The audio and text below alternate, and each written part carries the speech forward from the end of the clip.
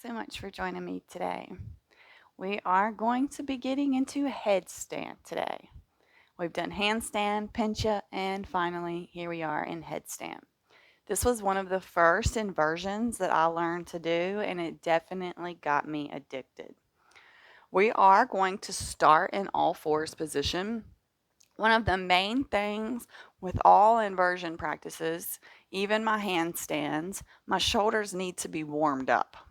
Trying to do this cold is like trying to stretch when we're cold. It just doesn't work out very well. We have to go over and over, get ourselves warm before we can nail it. So we're going to start in all fours. So go ahead and meet me on your mat, mainly focusing on these shoulders over the wrist. And then we're going to spread through the hands. Just spreading the fingers as wide as we can get them, gripping through the mat. And on an inhale, we drop the belly, lift the chest, take that gaze up. And then we round through the spine on an exhale. We're just going to do a few of these. Just waking the shoulders up. Letting them know we're about to put some work on them, put some weight on them. Let's go ahead and do one more round. Oh, very nice. And let's go ahead and tuck the toes and come into our plank here. This one, if you are doing handstand, headstand, any kind of inversion practice, this is amazing. Whenever we are tucking the tailbone here, getting that navel to the spine, we're really embodying the feeling that the body has whenever we're inverted. So it has to hold itself up. And this is a good way to train it.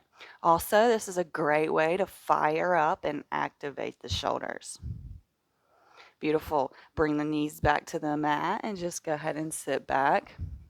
Take a shake out with the wrist. Maybe a roll and reverse the roll.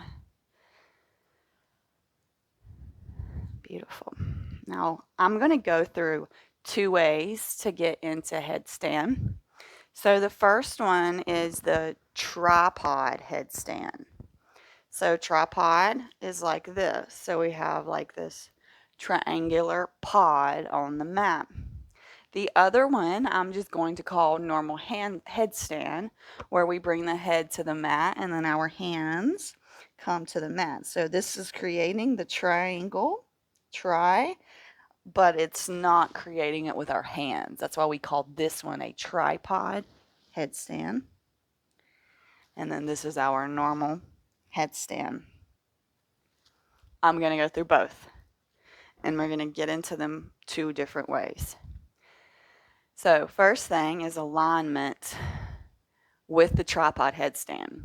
So bringing the arms together like this is going to be how far apart our elbows need to be. So when we bring them to the mat, we should be able to grab them. Whenever we put our hands onto the mat, they're going to want to splay out or in. Our shoulders are tight, so they're going to want to splay. We're going to want to keep them straight here. And that's about how far apart they should be. So if we were to come into just the normal headstand, we're going to bring our hands where those elbows are, and then our head comes here. Then we walk the knees up, and you're coming onto the top of the head. Now, just to play, we're going to come up and tuck the toes and then press the knees off the mat. So we're in like a little plow position. And then the next step's going to be just to walk the feet in, trying to get into this little like ball. And if you've got crow in your practice, you can bring those knees to the elbows. And look, here we are in a little fallen crow, just lifting the knees up, and we've literally fallen. And if you pick your head up right now, you would be in crow. Okay, I'm going to bring my feet back to the mat and come up. Shake it out. We're not going to go up yet. We're going to come out, breathe, and then we're going to get back in it again, and then we can try to go up. Okay? So just roll it out. Now, if you are going to try to lift, you can be up against a wall. You can also be up against a couch. That way, if you fall over, you're not hurting yourself. Put pillows around you. Don't do this with hard, sharp objects around you. I am trusting that you are ready to take it to the next step. Okay, so let's try it again. Grabbing the arms. So we have our opposite arms grabbing opposite biceps. Or those the triceps. Okay, and then we bring them to the mat and we spread the fingers out. And now we're going to put our hands where the elbows are, and head comes down where the hands, in the middle where the hands were. And then here we are tucking the toes and then coming in. Nice little plow. Coming in for our crow, our fallen crow. And then slowly you can begin to bring the knees into the chest instead of on the elbows. And when that feels good, you can slowly begin to lift one leg up and then maybe try for the other. And then to come out, you just bring one leg down, followed by the other. Okay, one way to get in it. So now we're going to move on to the tripod headstand. So we have the same alignment. This one to me is a little more challenging, but some people disagree and say this is easier. So I like to show both, and whatever you feel more comfortable doing, you do it that way. So for tripod headstand, we kind of come in the same way. So we're grabbing the opposite arms here, bringing the elbows to the mat, and then we kind of interlace the hands. We're creating a nice, stable position for our head to tuck in our hands. So when our head comes down, you are going to be cradling the back of the head. You are not on your forehead. We're on the very, very, very top of our head. That's why the fingers cradle the back of the head, okay? So let's try it. And we're kind of going to walk the feet in the same way as the other time. So grab opposite arms, elbows to the mat, hands interlace, creating that little cradle.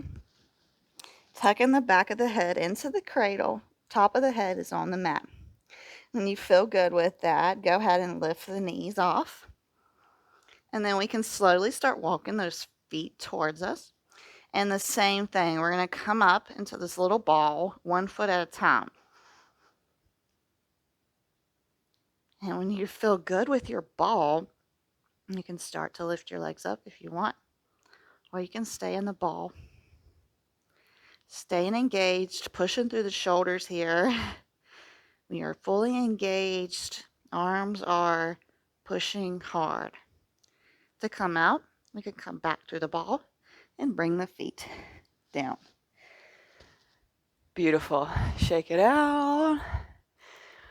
Beautiful. So that is beautiful. Okay, it's a beautiful inversion. Absolutely love tripod headstand now. Like I said, when I first started, it was hard. It's going to be hard for everybody that's just starting. But putting my hands on the mat and my head down in that normal headstand position allowed me to get comfortable being upside down without a wall. And once I got comfortable, tripod headstands started to become easier and easier and easier. Another thing, any inversions, that core needs to be lit up. I have a whole 6-day core series. If you want to give that a shot, it will really help your inversion practice. The other way I like to come into this is from a wide-legged forward fold position. First time I ever lifted off, this is how I did it. So I don't want to show you just that walking up, knees to chest, and then up. It's not the only way to do it. I'm kind of struggling on how to show you this, but I'm going to show you from the side. So we come into our wide-legged position. Now, if you're living in a slightly tighter body, this one might not be as easy, but you should still give it a shot. We're not focusing on whether our legs are straight or bent here, Okay, this is all about stability and balance and what feels good for us. So the first time I ever done this, we were in wide-legged forward fold. We were challenged to bring the head to the mat and then to lift off. Okay, so I know you may be laughing at me right now, like, okay. So look, I've got my legs bent. I'm not straight through my legs. My legs are wide. I can bring my head and it touches the mat. Hands are back, head is forward. There's probably a good foot here in between it. Now, when you're here, this is going to feel way different. However, you should feel a little more secure. And whenever it feels good, you can come in the same way, coming up onto the tiptoes, slowly bringing the feet up. So they're going to be a little more spread. That's okay. Try to take them all the way up. Pushing through the hands here. Maintaining the grip through the fingers. And slowly we come back down. Bent legs don't matter. There we are.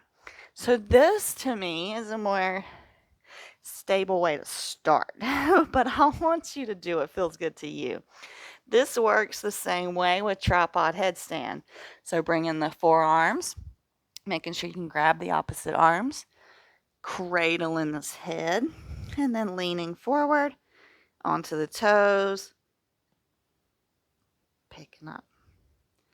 Just playing here, seeing where you are, finding that what feels good in your body and going after it. And then slowly, oh yeah, wide we step out. Doesn't matter how you come down.